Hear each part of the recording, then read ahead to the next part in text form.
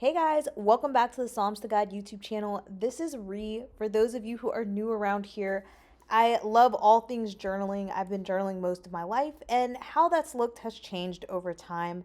Nowadays, most of my journaling is for Bible studies and spiritual growth, but I've done everything from poetry journals and bullet journals to sketchbooks and memory books and diaries and everything in between. And this series has been me kind of dumping out my brain of all of the things that I've learned and things that have helped me to grow in my journaling habits as I have gone through the years, and I wanted to share them with you. So, in today's video, I want to talk about supplies and mediums, and within that is the conversation of paper. So, in general, there are two ways that you can journal, that is, digitally or physically. You can do audio journals where you record yourself talking. You could do video journals where you are basically like vlogging. You don't have to share those types of things on YouTube. You could just video yourself and keep it on your phone in a, spare hard drive, like a external drive type of a thing. You could encrypt it if you're worried about people seeing it. Whatever works for you. I think those types of forms are probably better for people who like travel and don't want to have to carry things around. Or maybe you just don't like writing, or there's a reason that you prefer to do things digitally. Also, if you injure your hands or if you are blind or something like that, these are options that don't require you being able to see in order to get the result that you want. I mostly do physical journaling. I love the feel of pen and paper. I like the process. I like the artistry of it. And of course, there is that little fact that writing things helps you to remember it as well. So it helps me to solidify things in my memory. And a lot of what I do nowadays is notes and jotting down what I have learned. So definitely pros and cons of each type. There's also like longevity. Pens fade unless you get archival ink. Also, there is the issue of like if you lose something or if you spill water on it, um, it's just not necessarily permanent. The catch is if you're going to do things in a physical journal, then you need supplies like a notebook. You need paper, you need pens or pencil. Now, YouTube, Instagram, Pinterest will have you believing you need every supply known to man. That is not true. That is false. You could get the cheapest notebook you can find and a pencil or a plain pen and do all of your journaling with just that and be just fine. What you want to do with your journal and how much art and other supplies is completely dependent on you, your budget, and what brings you joy. I like to get a little creative in my journals because it is my creative outlet, but most certainly you can get away with not doing those things. So, things that I think are helpful if you're going to use pen, having things like whiteout tape may help. We're going to talk a little bit about whiteout tape in a few when I get to these scraps of paper that I'm taping into the notebook. But if you're using pencil or if you like to draw out things in pencil before you put them in ink, an eraser is always a good thing. Getting a quality eraser. I have a very large eraser. It used to say for big mistakes, but I've used so much of it that now it doesn't, the words are not really readable anymore. But you'll want something like that. Again, if you like to plan things out, you might want both pencil and pen. And if you want to get artsy, any of your favorite art supplies, whether it's paint or markers or colored pencils, crayons, whatever brings you joy, you can use it in your journal. You can also use other types of paper. You can tape in or glue in scraps of paper, pictures, stickers. The possibilities are endless. But of course, like I said, you don't necessarily want to overdo it or get overwhelmed. So start out slow and add as you go along, or stay in a minimalist type. It just really depends on your preference, your personality, and your budget.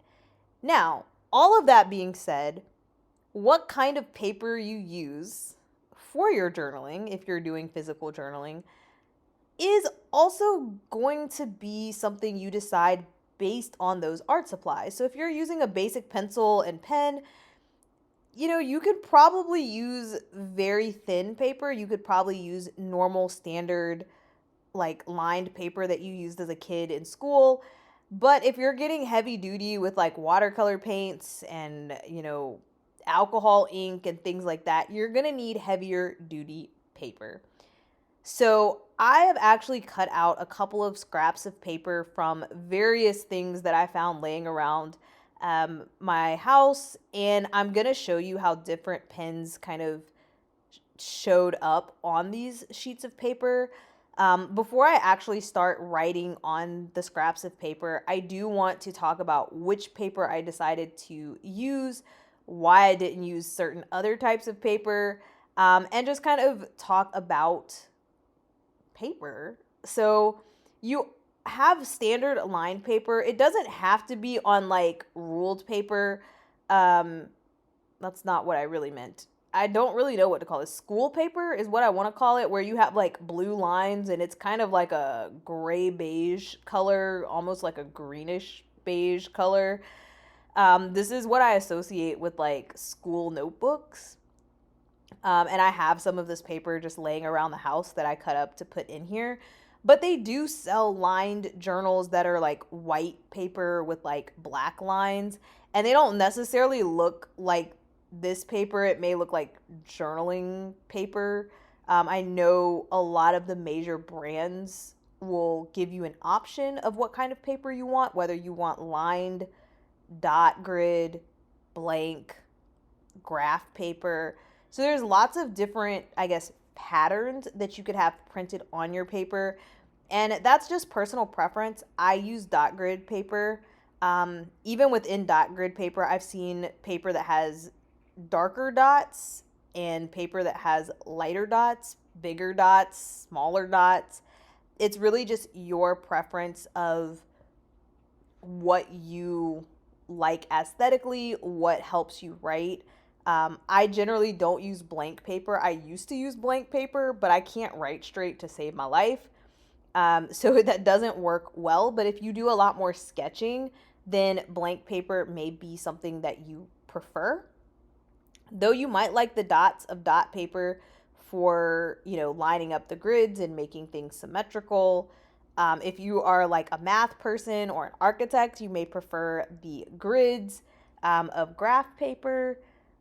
It really just depends on you personally. Another thing I wanted to highlight with these particular scraps of paper that I put in is that the paper to the far right is from a Leuchtturm journal. And as you can tell, it's kind of like a cream color. So the two pages in between, the top one is HP Premium 32-pound paper, and the one on the bottom is from an Ohuhu sketch pad. They are like bright white, where the lined paper is not white. It's some kind of grayish cream white color, and the paper to the right is just like a cream situation. They have all kinds of options, whether you're buying a particular journal from a brand or whether you are purchasing loose leaf paper from like a store like Staples or Amazon.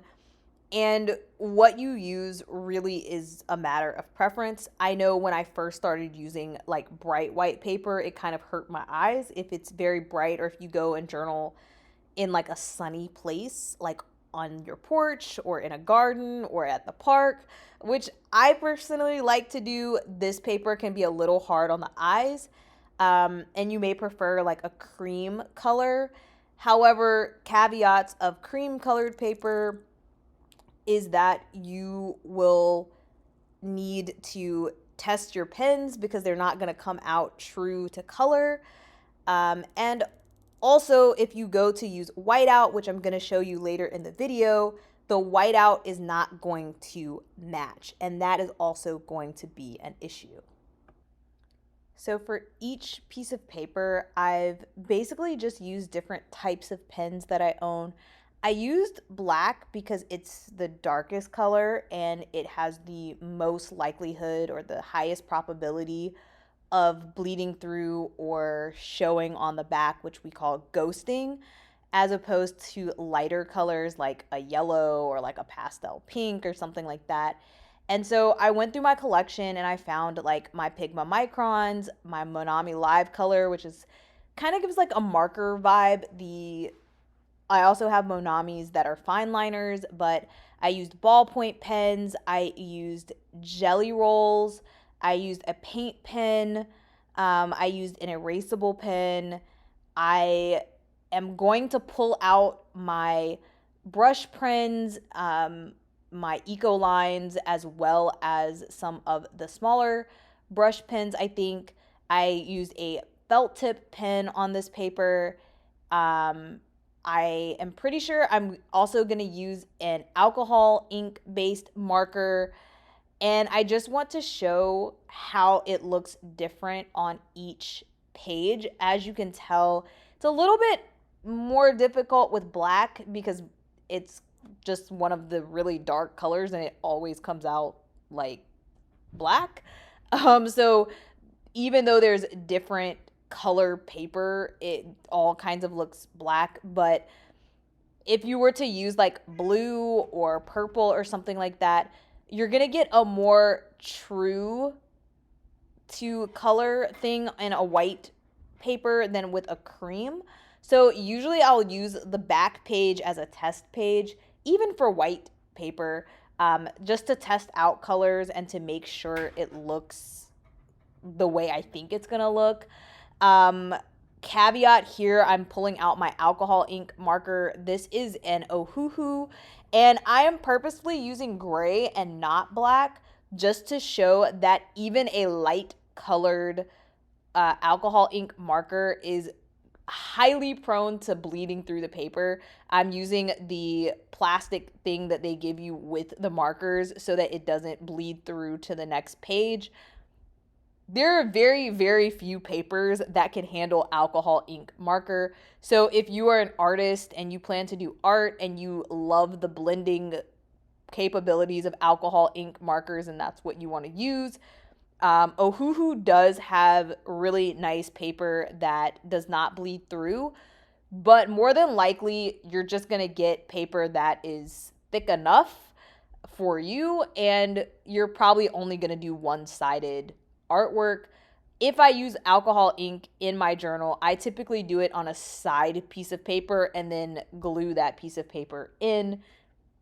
Occasionally, I have glued pages together so that I can make the page thicker. So typically when I do that, I actually do the artwork and let it bleed through with my little plastic sheet under there.